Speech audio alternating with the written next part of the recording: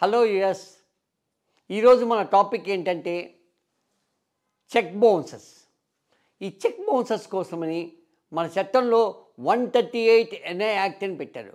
138 negotiable instrument act అని పెట్టారండి.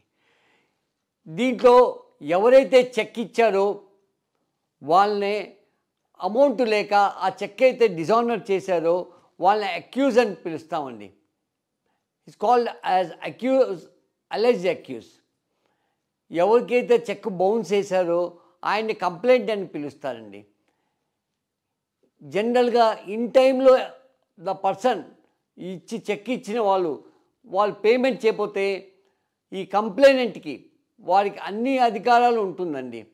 వాళ్ళు ఆ చెక్ బౌన్స్ అయినాక ఇమీడియట్గా 1 month లోపల లీగల్ నోటీస్ ఇచ్చి ఆ చెక్ బౌన్స్ అయితే ఆ బౌన్స్ రిసీటు ఆ చెక్కు ఆ కోర్టు వారి ముందు ఫైల్ చేసి అతని మీద కేసు ఫైల్ చేయొచ్చండి.